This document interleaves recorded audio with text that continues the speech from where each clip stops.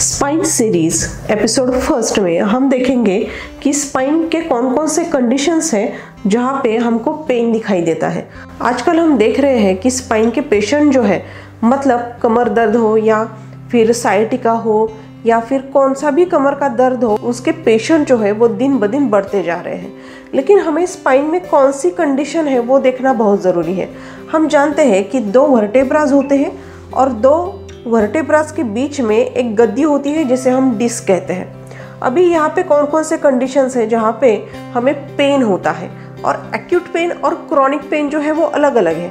उसके बारे में हम धीरे धीरे बात करेंगे। जैसे ये एपिसोड 2 या 3 आएगा हम समझ जाएंगे, और इसके पहले के भी हमारे कुछ एपिसोड्स हैं या हमारे कुछ वीडियोज़ हैं, उससे भी आपको पता चल सकता है। सबसे पहला जो हम देख रहे हैं यहाँ के नॉर्मल डिस्क है।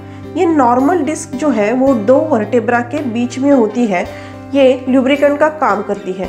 मतलब क्या कि जैसे ये हड्डियाँ एक के ऊपर ये ना घिसे, उससे के अलावा जो हमें जर्क बैठता है, मतलब हम जैसे आगे मुड़ते हैं या पीछे की तरफ मुड़ते हैं या फिर इधर की तरफ या फिर उधर की तरफ हम जैसे मुड़ते हैं, तो ये डिस्क वहाँ पे एब्सॉर्बेंट का काम करती है।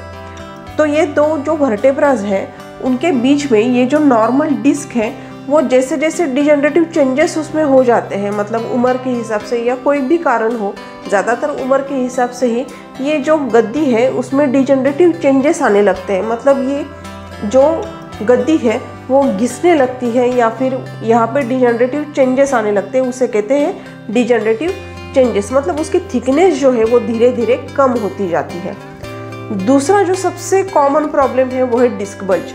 अब यहाँ पे डिस्क बल्ज में हम देख सकते हैं कि दो वर्टेब्रास हैं और दो वर्टेब्रास के बीच में जो डिस्क है उसका कुछ भाग जो है वो बाहर की तरफ आया हुआ है। अभी ये जो पोर्शन है जो बाहर की तरफ आया है वो क्या करता है, हमारे स्पाइनल कॉर्ड के ऊपर हल्का सा दबाव डालता है। जब हल्का सा दबाव डालता है तो तकलीफ कम होती है, लेकिन बहुत ज़्यादा अगर आपके नसों पे दबाव पड़ रहा है तो झिंझिनाहट आना या पैर भारी होना, इस तरीके के हमें लक्षण जो है वो दिखाई देते हैं, जिसे कहते हैं हम डिस्क बल्ज। ये बहुत कॉमन प्रॉब्लम है। डिस्क बल्ज के बारे में हम आगे के एपिसोड में या पहले के जो मेरे वीडियोज़ हैं उसमें भी काफ़ी बताया गया है कि डिस्क बल्ज कैसे ठीक हो सकता है। चौथा जो प्रॉब्लम है वो है हर्निएटेड डिस्क। अब ये हर्निएटेड डिस्क होता क्या है कि दो वर्टेब्रास हैं और दो वर्टेब्रास के बीच में जो डिस्क है उसका ये पोर्शन जो है पूरी तरीके से बाहर आकर, अंदर का फ्लूइड भी बाहर आकर जब नसों पे बुरी तरीके से दबाव डालता है तो उसे हर्निएटेड डिस्क कहते हैं। अब ये हर्निएटेड डिस्क जो है उसका इलाज करने के लिए बहुत ताकत लगानी पड़ती है डॉक्टर को भी और पेशेंट को भी, क्योंकि ये ज़्यादातर बहुत ही पेनफुल इवेंट होता है। और पांचवा जो कंडीशन है वो है ऑस्टियोफाइट फॉर्मेशन।